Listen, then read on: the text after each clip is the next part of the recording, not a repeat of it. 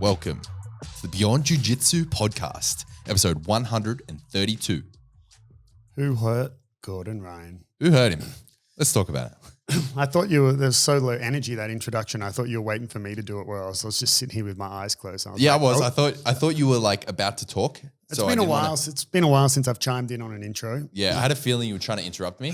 So I was like, what's he going to do? But we've had a pretty good thing going lately where you're doing the intros and I'm doing the outros. I didn't even realize, but yeah, that has been happening consistently. Just less pressure because people are gone by the end of the episode. So yeah. Less pressure. So for those who have been living under a rock, if you're listening to this episode within the first couple of days of when it's been released, a week ago we had Who's Number One, was supposed to be the highly anticipated Gordon Ryan versus Felipe Pena rematch of a rematch, right? Was supposed to be their fourth match. Fourth fight. Yes, fourth. But yeah, if for those who don't recall, their previous match on Who's Number One was, I don't want to say it was necessarily controversial. That's probably the wrong word, but it just happened under really terrible circumstances with it happening the day after or the day of, or I believe it was the day after, but the day that that everyone found out that Leandro Lo had been murdered and Pena being friends with Lo, it was, pretty rough, you can imagine, to try fight right after that. So long story short, he quit, tapped out, as in just not from a submission, but tapped out being like, nah, I'm done, like 30 minutes in or something like that. Anyway, so this was supposed to be the rematch of that. However, did not happen. Why? I don't know. Someone hurt Gordon Ryan. I don't know why. Yeah. So it didn't happen because Gordon pulled out like 2 days beforehand due to, some stomach issues or having a virus or something, which I'm not saying that's a lie, right? If he's sick and couldn't compete, that's unfortunate. That shit happens, right? But yeah, so he pulled out with like 2 days before the event. And then Nicky Rod stepped up, took the match, and we had Felipe Pena versus Nicky Rod. Old Natty Rod, eh? Yeah, old Natty Rod. That's what they're calling him these days. Yeah, so, I mean, what did you think of the match versus Nicky Rod versus Felipe Pena? I thought it was about as entertaining as – it was a 30-minute match, so it wasn't no time limit. But, yeah, it was about as entertaining as no time limit matches go. It's fucking stupid, man. Like the match was fine. There was some good jiu-jitsu and everything in the match for sure. Definitely I don't want to say I mean, we're not necessarily recapping Who's Number One. So, yeah, but there'll be spoilers. Anyone who's listening and who was waiting to watch it and doesn't know the results or anything yet, I mean, maybe this isn't the podcast episode to listen to. Yeah, like a week later. Yeah, that's right. But, so it was exciting. Like, Nicky had towards the end of the match, like what appeared to be a super deep bite on an outside heel hook. Yeah. That Pena didn't tap to. And anyway, Pena ended up getting the win via decision. Yeah, man, look, firstly, it's just my beef with essentially no time limit matches. Once you go over 10, 15 minutes, man, it's just, you're watching, it's just not super fun to watch. You want to watch athletes performing at their peak, and, you're just changing it into, rather than watching a 200-meter sprint or 100 meters, well, 100 meters may be a bit wrong, but let's say a 400-meter sprint, which, is an exciting, peak performance race. And then you're watching a marathon. I'm not taking anything away from marathon athletes, but, it's not what you want to watch. Like, you want to see the people engaging in combat when, when it's not sloppy. It's like when you watch in the UFC, for example, when not often do heavyweights make it to like round 5 of a championship bout or the co-main events that are 5 rounds instead of 3. Usually someone gets knocked out or something. But, smaller guys in the lightweight, bantamweight and whatever divisions, they're still full of gas at those rounds. But, you know, when you watch heavyweights in round 5 and it's just the sloppiest, ugliest thing, like it looks like almost two drunk dudes fighting. Like no one wants to watch that, right? Like I don't know. It gets pretty scrappy. Yeah, but then I'll just, you know, YouTube bum fights. You know, watch the same I thing. love bum fights. You know, you want to watch the athletes at their peak performance, and especially in no-gi when, man, 20, 30 minutes in, the absurd amount of sweat, right, is like a real factor, you know, that makes it very difficult to kind of do anything at the elite level, right? When even when someone's dry at this professional 1%ers, even when shit's dry, people can slip heels and, you know, escape positions, submissions, whatever. Man, when you're that sweaty, you know, it would almost be more entertaining. I would be more willing to see something like, you know, 3 5-minute rounds or something, opposed to, you know, like a 15-minute match or a 20-minute match or something like that. I'm not necessarily advocating for changing it to that format, but I don't want to see sloppy grappling. You know, I want to see, you know, if you had it split into 5-minute rounds, they essentially then get that minute to recover, you know, wipe some of the, you know, gunk away, same as in UFC or in boxing, that little in-between rounds so you can reset. And so it makes you a can huge reset. difference. It also helps reset positions, or it also adds to that sort of like, you know, you know, like maybe you took someone's back, but you know, that urgency to finish them because the round's about to end, and then you don't finish them, and then all of a sudden, you know, they get a minute to recover, they come back in and you're standing up again. But on the flip side of that, you may see some stalling tactics. Like if we take a trip down memory lane and think of the Isaac Michelle Kyle Chambers match for the final, the no time limit for the who's next, we saw a lot of stalling, right?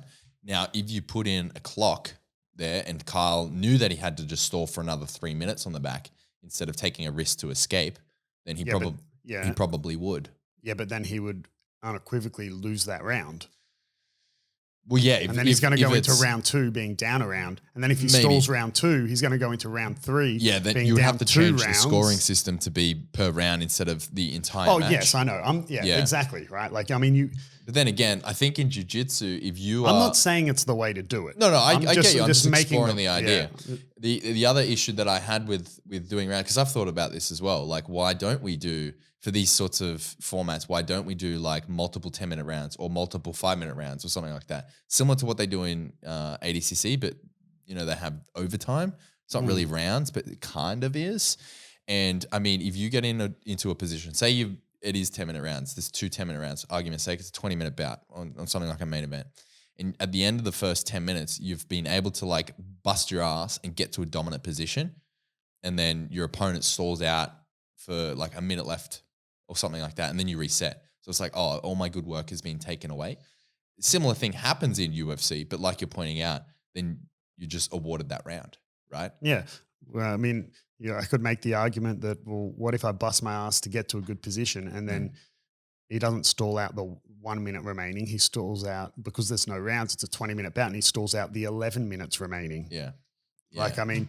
It's the same. Yeah. I mean, my point being is, you know, if you watch, let's say, for example, okay, a recent match was at the AJP here in Australia. We had Levi Jones-Leary versus Murillo Amaral. No, he's from Mario Hayes. Oh, sorry. Yeah, I was getting confused. Murillo, he's not as well known internationally as Levi is, or at least locally definitely isn't. But Murillo, for those who don't know, is a Mario Hayes black belt, bronze medalist at Worlds. So he's a very high caliber athlete.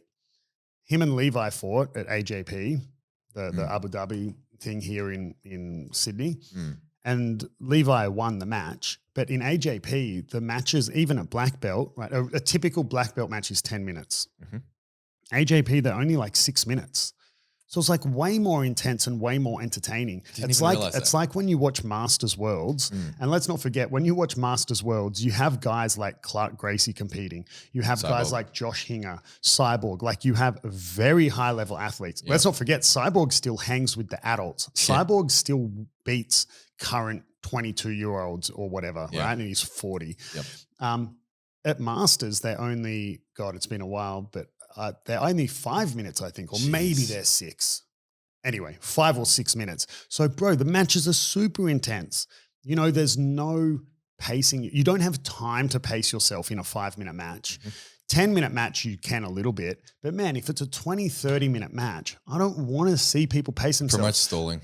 Yeah. I also don't want to see people like a 1-minute match isn't enough. Like, you know, oh, well then why don't we make it a 1-minute match? So it's like watching a sprint. Well, jiu-jitsu, jiu-jitsu is too dynamic. We're walking that line of what is enough time to allow the dynamic nature of jiu-jitsu to develop and an actual match take place, but not too much time where people start pacing and stalling and whatever. Which is exactly what we saw. And a 30-minute match is too fucking much, man. It is. And we saw pacing. Like, I don't know if you sat down and watched the entire match. I watched the entire Philippe Nicky match, and there was clearly strategies of pacing because they were playing the game that they were, you know, involved in, that 30-minute match. And it was very, very obvious who was, in my opinion, maybe controversial. I think it was very, very close. It could have gone either way, like split decision territory. But I think at times Nicky was more fatigued, and we could say that is probably because Philippe was preparing for a no time limit with Gordon.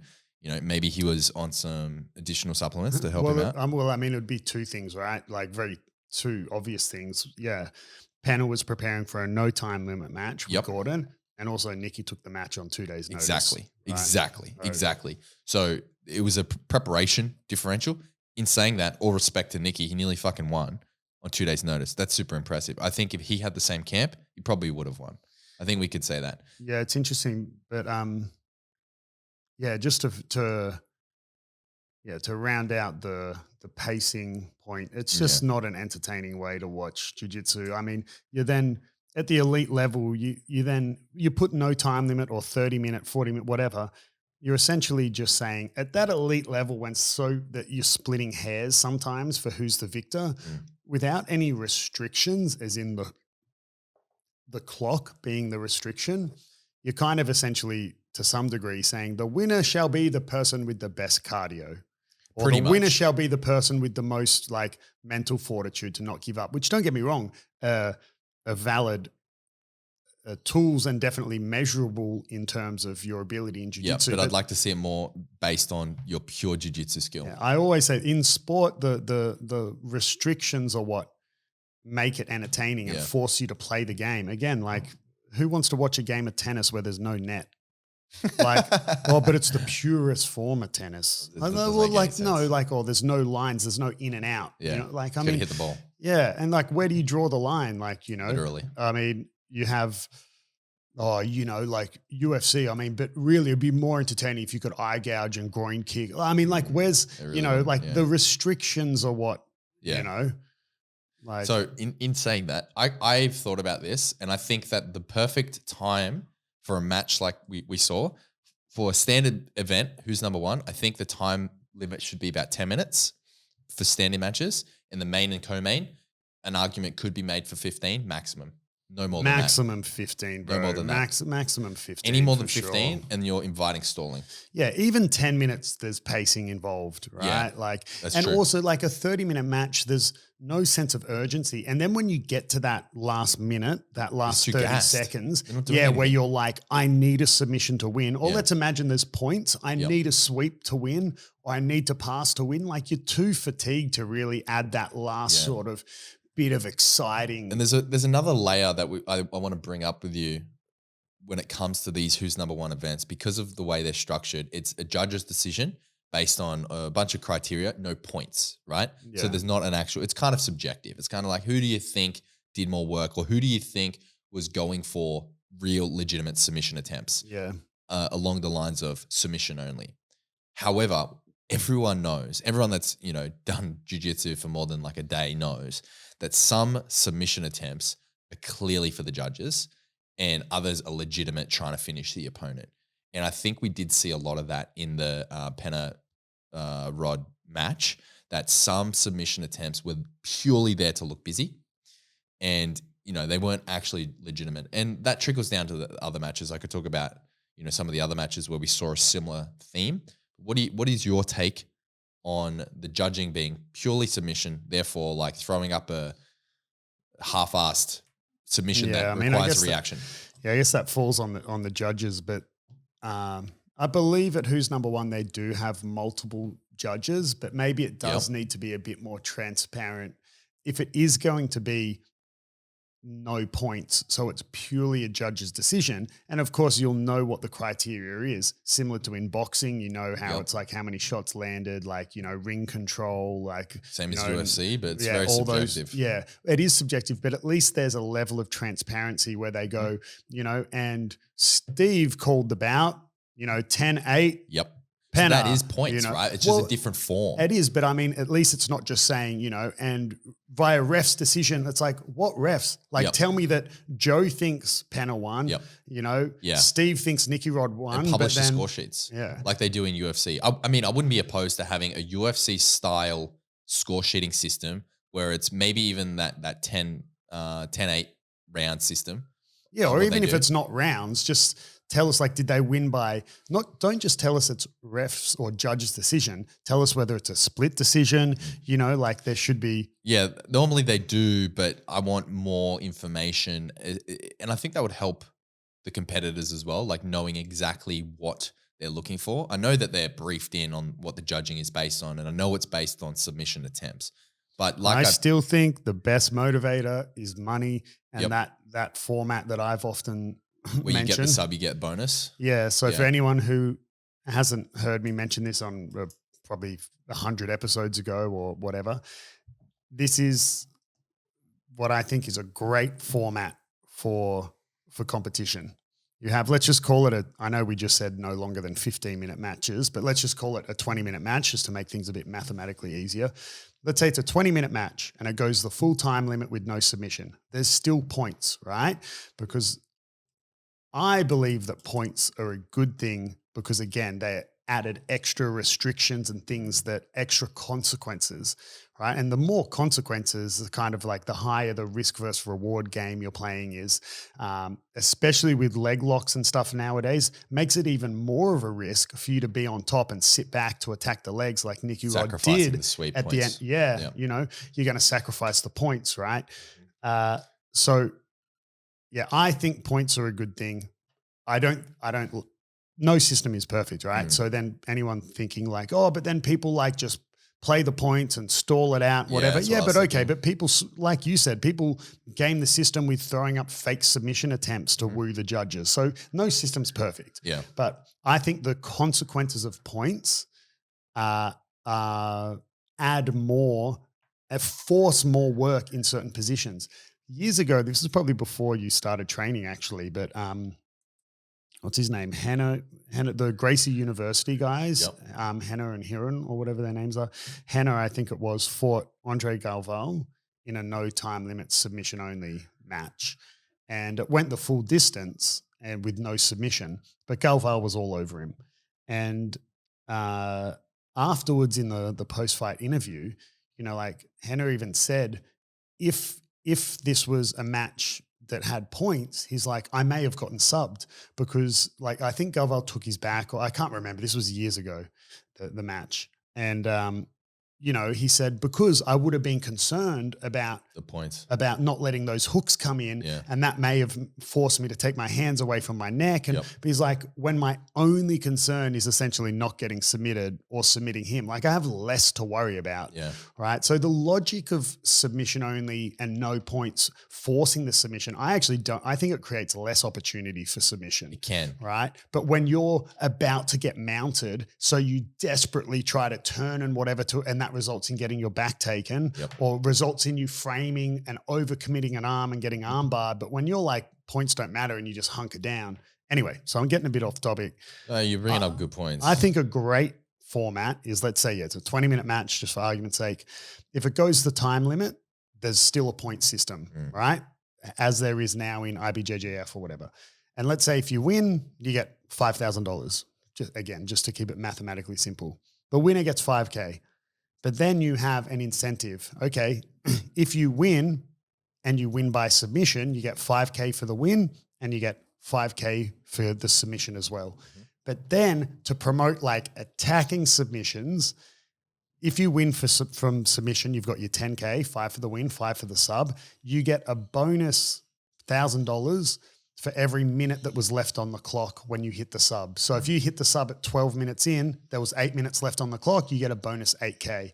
If you sub them in the first 2 minutes, you get 5 for the win, 5 for the sub, and a bonus $18K for 18 minutes being left on the clock. Yeah. Or, that's just, again, keeping it mathematically simple. Some form of incentivizing. Bro, how would that not promote people to go nuts for the first go for minute. subs, but also be conscious of exposing themselves to points? Yeah. If someone does stall it out, they can't fall back to saying it was a draw because they could have lost on points, right? Mm-hmm. They don't get any money. I think it is more incentives. Yeah, the more consequent, the higher the risk, right? The more entertaining I think it is. When you watch a points match and you see the teammates scream and go ballistic when someone passes the guard, because that can be game over, bro. An advantage can be the fucking but difference. when there's nothing, you're just good. You still got so much work to do, right? It's almost it's irrelevant. Yes, you're in a better position potentially for a sub. Yeah, maybe if they took on the ADCC or a hybrid ADCC points format. I'm not the biggest fan of IBJJF points because I think that the way IBJJF is, with its advantages, with its minute details, people have had a long time to study that system, and then we get gamification. Yeah, but what I don't like, sorry to cut you off, what I don't like is seeing, I'm not going to name any names, but seeing matches where it is two super high level competitors and a tiny little thing happens and both competitors stare at the ref for 3 seconds to see if the advantage or points or whatever. And they've got that, oh yeah, okay, cool, now we can progress. I think that it promotes too much stalling. You're always going to have outliers. The match that you always bring up is the match between Mika Galval and Tyra Tolo. It was a fucking barn burner, bro. Incredible match. But those two athletes are superstars, and they're always going to show up, right? Then you have the other matches, which are more common. But I think that's also, the tangent that you're going on. Gi? Yeah. It's a bit more gi related. Yeah, I have to agree. I don't think you see, because no gi is a bit more scrappy, I don't think you see it as much in no gi. No, I have to agree with that. Yeah. But still. Yeah. ADCC is a better format in my opinion. But people game the system in ADCC. 100%. Every single fucking match of Gordon Ryan's. Oh, well, look at Gordon Ryan's. Every single match, when you're in the finals, you get penalized for pulling guard, but yet there's no points. So he's like, oh no, you got the single leg and took me Nikki, down. in the final when Nikki Rod went for that takedown and he just sat. That's fucking stupid. He got taken down. Yeah, but there's no points in the start. So that takedown's worth nothing. Oh, but in the judge's eyes, if it goes the distance and overtime and whatever, it's it's going to be such a negligible weight on the judge's mind. And ADCC promotes stalling. ADCC originally, before people started doing this whole, oh no, I got taken down. Oh no, I fell over. They didn't want people to pull guard, and they thought having the first half of the match no points would promote people to take bigger risks because it didn't matter if they ended up in a bad position because they weren't scored on. Yeah. But look, now we got people gaming it the other way. So but you can only not pull guard in the finals, right? That's right. Yeah. Well, you can pull guard if you want. You just get penalized. And that's what happened to Marigali. Yeah, and it's what Lockie did as well in the absolute. Yeah, because he knew, he was like, look, man, my only chance is to pull guard, take the penalty, and hopefully get a sub. Yeah, he knew he wasn't going to take down calculated risk. Yeah, that's right. Yeah. Fair enough. I don't mind it. I think there's pros and cons, but I think if we're looking at them, and I know we discussed this before, but if we're looking at them purely from A versus B, I would go with ADCC over IBJJF. But I get what you're saying about bringing that to super fights. And I would go with, to trickle that down further, I would go with IBJJF over no points and no time limit. I think no Fair points, enough. no time limit. I think the argument makes sense, but people don't take more risks like because they can't get scored on. They actually don't, Yeah. like you think they would. Like the argument is sound, But in the reality, it the plays evidence off is opposite. that's right. Yeah. You could be onto something. Yeah, you could definitely be onto something.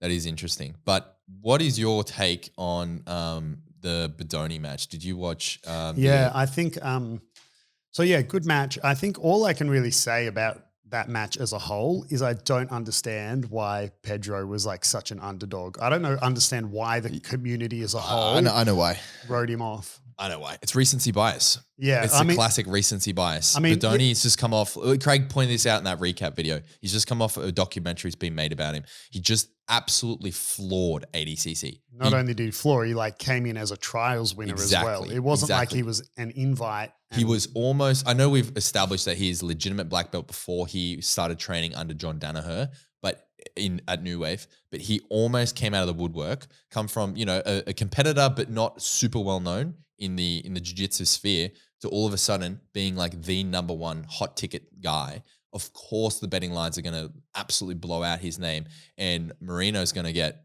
Yeah, I mean, he's a legit competitor. He's fucking good, man. He's really good. I guess also you got the bias that previously Gordon just manhandled Pedro. That's true. That was the pressure, the pressure tap, wasn't it? No, or that's he was what going he wanted. For, He wanted the smother tap. But he didn't get it, and he ended up taking something else. The back, yeah, something like that. But I mean, also like Pedro fights at 88, Gordon fights at 100. Exactly. But like, let's not forget when Pedro fought Craig, Pedro fucking passed Craig's guard. Yep. Craig's got one of the best no-gi guards in the world. Yep. And he beat Craig. Like Pedro's he's also good, what is he? A 3-time or 2-time no-gi world champion. Like but he's never won ADCC. I don't believe he has. No. But I don't know why he was so. I'm not taking anything away from Giancarlo. I fucking love Giancarlo. I think his jiu-jitsu is sick. Yeah, I'm going to see even better and better things. I think it was unfortunate. But I just don't know why Pedro was considered such an underdog. Man, he for those who didn't watch the mat, he hit such a good foot sweep towards the end of the match where he pretty much, even the commentators were like, did he even have a grip or did he just soccer kick his leg out from underneath him? He went for that earlier on.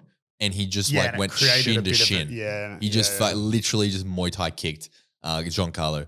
But it was a good match. I mean, there was no submission, but it was competitive. It was more entertaining, I'd say. Why? Because it wasn't 30 minutes of people pacing themselves. Yeah. One of the best matches or moments in the event though was Rene Souza's knee bar. I saw a highlight of it. Yeah, which he won him submission of the night. But essentially he was rolling through to escape an plata that he had been caught in and then caught a knee bar on his way Pretty out. sick. It was sick. It was really nice. He went to the finals? No, semifinals. He lost semifinals ADCC, right? Oh, I can't recall. Yeah, he did. If I'm thinking of the right Souza, he's 66. Bro. You're not Anthony. Yeah, that's right. He's 66, right? He's lightweight. Yeah, something like that. Yeah. I'm pretty sure he beat Jeremy Skinner. Yeah, right. Yeah, right. so I'm pretty sure it's the Souza I'm thinking of. There's a lot of Souzas, but I'm pretty sure if he's the one I'm thinking of, he beat Jeremy Skinner in ADCC and then he lost to Mika, I believe, in the semis. Yeah, ADCC. Well, now I'm going to have to check, aren't I? Yeah, well, we're going to have to. And we'll take a short intermission. Yeah. Jamie, pull that up. Jamie, pull that up. Where are me brackets? Brackets. Brackets. But anyway, going back to who I wanted to shit on. Well, with the start of the episode, we're like, who hurt Gordon Wright? And then we have not spoken about Gordon Wright. Bro, what is that dude's problem? In terms of his social media. So, okay. Anyway, fuck the brackets of ADCC. So he pulled out, right? And then, unfortunate. I'm not saying he faked illness, right? The whole angle. Definitely think he didn't. No, There's the no whole fucking way. The whole angle where Pena's like now kind of saying like, oh, he's scared of me, blah blah blah. That's just a bit of trash talk. He doesn't believe that. No, you can see it in his face. And Pena is only really trash talking Gordon because Gordon started it, right, so to speak. Yeah. But everyone knows Gordon just talks shit all the time, and he obviously can back it up. He's the best grappler in the world. The best grappler in the world at the moment. Yep. But man, you had to pull out because you were sick, right? Very unfortunate. No one wanted that to happen. Yep. Just take the loss, bro. I don't mean a loss as in on your card, on your record, but I mean just take the loss, man. Take the hit, take the hit like a fucking adult, fall on your sword, like a man, bro. Whereas he instantly starts talking shit. So first of all, like regardless of what you think of Nicky Rod, bro, shut the fuck up. You don't get to talk shit about Nicky Rod, who has saved your butt in the last 2 events. Yeah. So the last one, he stepped up to fight you after, what's his name? Wasn't it Vinny Magalhães that he was supposed to fight? Vinny pulled out. Yep. Nicky Rod stepped up to fight you so you could still get paid, Yep. right, and still have an opponent. Yep. And then he stepped up to cover your ass when you pulled out sick with 2 days notice. So shut the fuck up, bro. You should be thanking him. Yeah. Okay. It is no joke to step up 2 days notice Straight up to fight. Okay. Right? The Gordon Dick Riding Club would come after you and be like, yeah, but he got paid bank, bro. If anything, Gordon did him a favor. Oh man, shut up. Gordon's getting paid bank as well. Like anytime he turns up. So suck a dick. And then so anyway, just take the hit, bro. But no, he straight away goes on the offensive. The offensive. Like it's one thing when he's talking trash from a position of like power and authority and he's backing it up. Yep. But bro, you're now like you're sheepishly like anything you say, you're just digging your grave deeper. And so he comes out and saying like, well, unfortunately there won't be a who's number 1 event, but good news is there's who's number 2 where we're going to have never has been as in so he's shitting on the event. Yeah. Right. Never has been as in Pena versus never will be as in Nicky Rod. Bro, just shut up. And if anything, that's like kind of shitting on Flo a little bit because they're hosting this event where you've had to pull out because you're sick. Obviously, no one here is saying that he should have fought. No one's saying that Gordon did the wrong thing in terms of pulling out of the event when you're sick. However, if you're then going to go on the offensive and talk shit about the event that you were meant to be on the main card and basically, don't bother watching it. It's just, Dumb and Dumber or Shit and Shitter or whatever.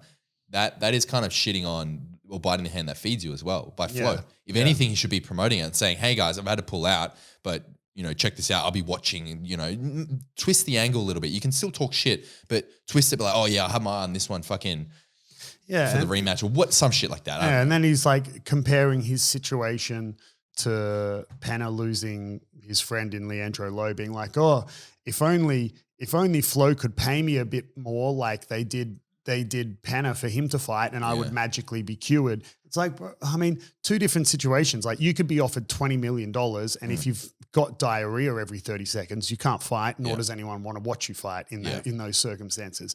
I mean, the Pena thing was like very unique circumstances and money is obviously a motivating factor, man. Like, I mean, and he wouldn't have wanted to fight, but enough money's put forward for him to try to ignore the emotional to be fair, turmoil in to hindsight, fight. I don't think Pena should have taken the match. Like if he was, in the state that he says he was, I don't think he should have taken it despite the money. But hindsight's 20/20, and I think he would agree with that. If he could go back in time, he probably would go back, he wouldn't. But you could obviously, you can imagine if you were in Pena's situation, you would also be having those emotional feelings of like, no, I should fight to honor Lo. Lo would want me to fight. That's your initial reaction. But when you get deep in the hole, then that motivation is evaporated and like sadness and loss take over. Yeah, 100%. So I totally get that. I get that. But anyway, so he's like, and then he's like, oh, and by the way, because he's saying how he how he messaged Flo telling them like days ago that, they told me not to announce anything. Well, of course, they had to scramble to find a replacement. They didn't want you coming out saying, I'm pulled sick out of the event. And they're like, what the fuck? They get blindsided. And then before they've been able to announce who the replacement is. So, and then he's like, so he messaged Pena as well and showed the screenshot, and it was all very polite. And the voice message was actually pretty decent. I didn't expect and it was very adult and just like, man, I'm really sorry, but I'm sick, blah blah blah blah blah. Yeah, fine. But then he's like, and by the way, Pena didn't accept my apology. dude, why would he? You've just spent the last fucking 6 months shitting on the guy. The last 5 years Yeah, shitting on 5 him. years. Like, Yeah.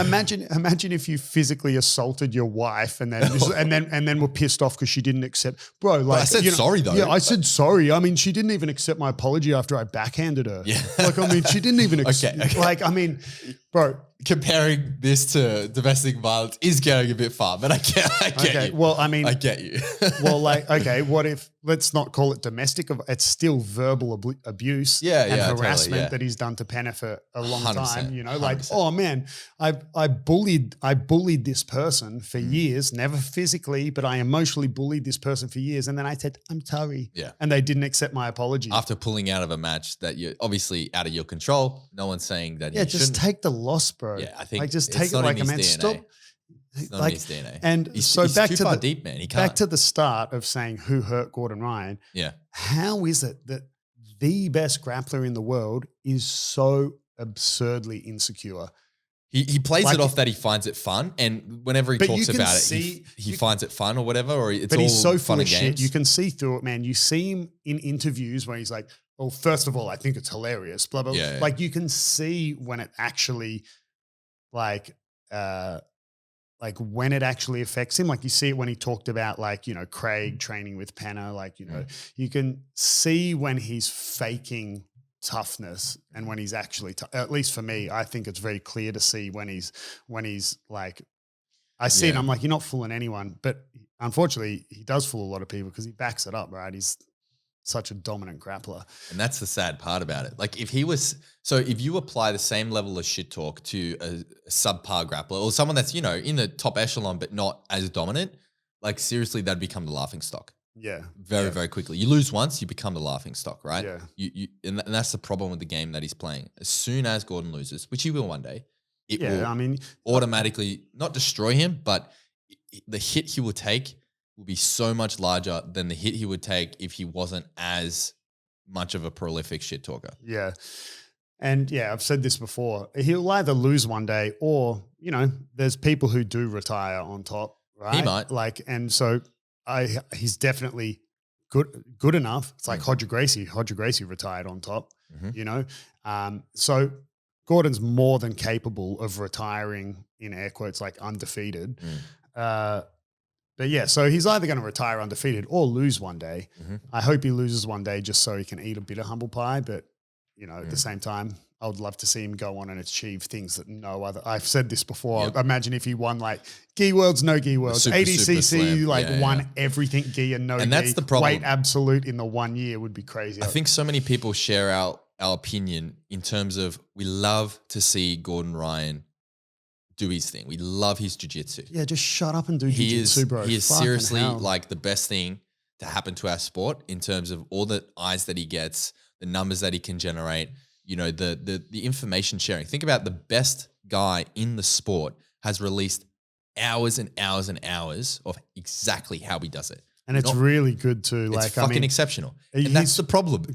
But we hate the way he acts. It's so on social unnecessary, media. bro. Like, I sucks. I know some people love it, but I just really have no patience for trash talking and all that stuff. Like, one of my favorite athletes in combat sports is GSP, right? Even though, in his later fights of his career, you know, he was always, you know, labeled as being really boring to watch and his fights were really boring and whatever. Totally. But I mean, he was just always dressed impeccably, never really said any bad things about anyone. Respect, honor, you know, like a true warrior. Whereas then you look at guys like Conor McGregor who just trash, bro. Just fucking pieces of shit. It's so unnecessary, man. And I don't know. Did you see, speaking of UFC champions, did you see John Jones's comment on the Nicky Rod, Gordon Ryan drama? No. He basically, it was like a Twitter post that said, like, loves the grappling, loves watching it, loves both of them. And he said something along the lines of, like, I hope that you guys can kiss and make up, but the drama is entertaining nonetheless. Yeah, I find it. Yeah. There is an element of entertainment there. I kind of like Then go watch the fucking Kardashians, bro. Nah, yeah, that's what everyone says on Reddit. Like, if you post this on Reddit, and any fucking IBJJ guys will testify to this. Anytime you post anything to do with drama. It's like, oh, fucking Kardashians for men, or like the jiu-jitsu Kardashians. But I mean, whenever you have top level athletes in the public eye, people are going to be interested in what they're doing, particularly when you have things like people leaving teams, or like, you know, drama at that level, or drama at matches. I mean, we're not fucking, you know, emotionless beings. We're not just going to look at the jiu-jitsu and ignore everything else. It is entertaining and people are interested in it, and the numbers don't lie. Like, you get comments, and maybe I'm taking this personally, but I get comments on whenever I make videos on it where people are like, oh, why are you wasting your time with this? This is clickbait. Like, this is stupid. It's like, well, why did you click on the video, bro? Why is 150 plus thousand people watching it if no one gives a fuck? Like, riddle me that.